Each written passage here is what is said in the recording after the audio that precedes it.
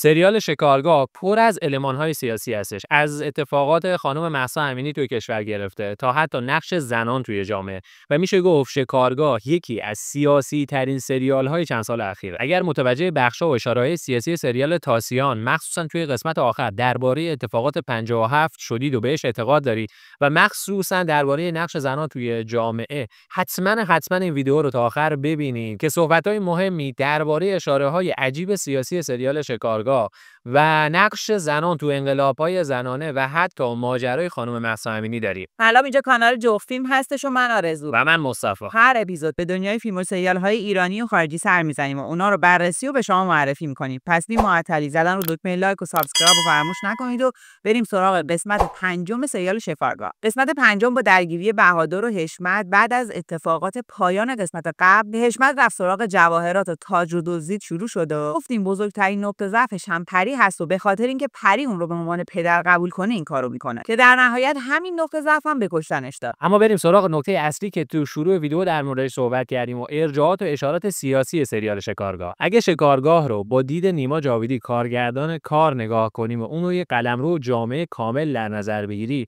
میشه گفتش که اتفاقات عجیبی رو توی این جامعه داره میسازه. اولین چیزی که توی شکارگاه داره نشونمون میده اینه که حاکم این جامعه و این قلمرو یه آدم خودخواه هستش که همونطور که اصلا توی همین قسمت سیمین گفت روی زندگی بقیه و خطراتی که برای بقیه وجود داره برای رسیدن به قدرت و ثروت خودش یه جوری داره قمار میکنه. در عین حال حاکم این قلمرو رو ناآگاه ترین فرد به اتفاقات پنهان شکارگاه نشون میده که فکر میکنه رو همه چی مسلطه، در حالی که هیچ اطلاعاتی از اتفاقات و کارهایی که داره انجام میشه نداره.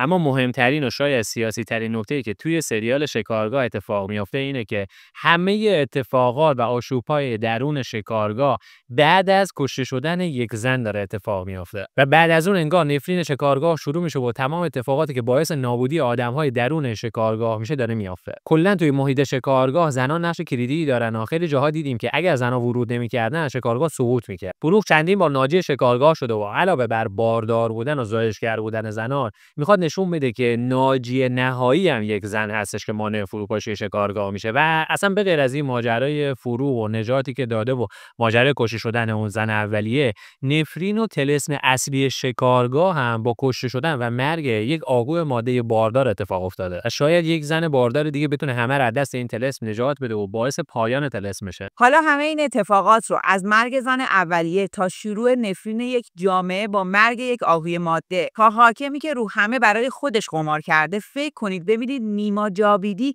اشاره به چه موضوعاتی داره. کلا اون از کارگردان‌هایی هستش که تک تک المان‌هایی که استفاده میکنه رو با فکر و با منظور وارد رستش میکنه و اگه تاسیان اشارات سیاسی داشت، شکارگاه غرق در مسائل ارجاعات سیاسی هستش. اگه یادتون باشه تو قسمت قبل در مورد نفرین شکارگاه صحبت کردیم و گفتیم که این طلسم از نقطه ضعف آدم‌ها استفاده میکنه و از همین نقطه به آدم‌ها ورود میکنه و اونا رو تا مرز نابودی پیش میبره. یعنی میرتا و نقطه ضعفش پسراش و قدرتمند بودن و همراهی اونها باهاش بودن که بعد از ورود به شکارگاه تقریبا همشون رو از دست داد و هر سه تا پسرش یکی یکی از پیشش دارن میرن. شمسی نقطه ضعف ثروتمند شدن برای دخترش بود و از همین نقطه زمینگیر و نابود شد. نقطه ضعف حشمت رو که گفتیم، نقطه ضعف فروغ عشق از سمت منصور و شک به یک طرفه بودن علاقه‌شون بود که تو شکارگاه با معشوقه قبلی منصور و نامش و شک‌های بیشتر آشنا شد. تمام تلاش ملوک نزدیکی اصلان و میرتا با هم دیگه بود که توی شکارگاه به کلی این رابطه نابود شد.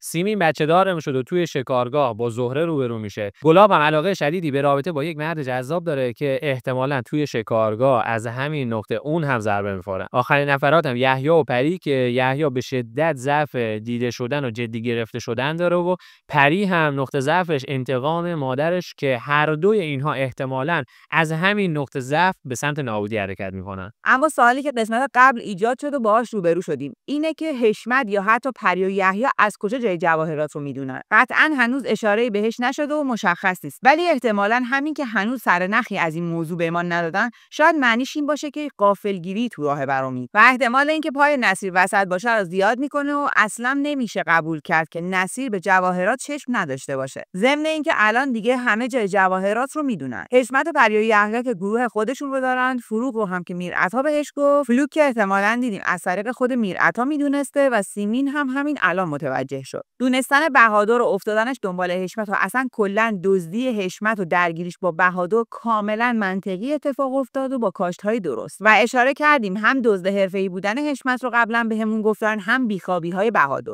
اما بازم یه سوال مهم دیگه پیش میاد که فروغ چرا اونجا بود؟ قصدش از رفتن به اونجا چی بود؟ چون تو قسمت قبل هم دیدیم که اول توی اتاقش انگار داشت یه تصمیم مهمی میگرفت، داشت به نامش نگاه میکرد، بعد بلاگردونی که برای منصور داشت روی تفنگش کند و ناگهان بلند شد بره سمت جواهرات. و توی این قسمت هم دیدیم که وقتی داشت میرفت سمت جواهرات با بهادر روبرو شد. از کل این ماجرا میشه این رو برداشت کرد که شاید فروغ هم به جواهرات چش داره، البته همونطور که خودش گفت برای نگرانی از آینده بچهش، و شاید توی لحظه از منصور دل کند و میخواست بره سراغ جواهرات رو بدزده. با توجه به طمعی که از فروغ احساس کردیم نسبت به برداشتن جواهرات، حالا میشه یه نگاه دیگه هم به ماجرای شکارگاه و کلا سریال شکارگاه داشت که به غیر از موضوعاتی که درباره طلسم شکارگاه و نحوه ورودش از نقطه ضعف آدم‌ها صحبت کردیم، یک مسئله دیگه وجود داره که کلا شکارگاه داره به موضوع 7 گناه کبیره مسیحیت اشاره میکنه و کلا این موضوع گناه‌های کبیره تو خیلی از فیلم و سریال‌ها اشاره‌ای بهش شده که حتما هم مهمترین و بزرگترین اشاره‌ای که در مورد باب اسفنجی و داستانای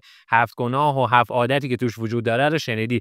و توی سریال شکارگاه هم میشه از این دید به اتفاقات طلسم داخل شکارگاه نگاه کرد. یعنی طمع، خشم، حسادت، غرور، شهوت، شکم‌پرستی و تنبلی. طمع که باعث شروع این اتفاقات و ورود خانواده میرعطا به شکارگاه شد و میرعطا خان به طمع ثروت و جایگاه دربار این کار رو قبول کرد. غرور مفتش تو حل کردن پرونده و اعتقاد به نفس کاذبی که داشت تو ماجرای پیدا کردن کسی که توی قهوه سم ریخته بود هم باعث نابودی خودش شد، هم رابطه میرعطا و پسرش رو به نابودی کشون. و الان مفتش رو میبینیم که تا مرز فروپاشی داره پیش میره. شاهد این غرور هم میشه وقتی سر میز صبحانه اومدن اصلان رو ببرن، مولوف ازش پرسید مطمئنی کار اصلان بوده و اون با یه حالتی جواب داد که پرونده‌های سخت‌تری رو حل کردم، این که دیگه کاری نداره. اما نکته جذابی که توی این ماجرا وجود داره و اون حس فروپاشی ذهنی که برای مفتش داره اتفاق میفته، دقیقاً مثل کسی هستش که مرتکب یه جرم یا یه قتل شده و دست خودش رو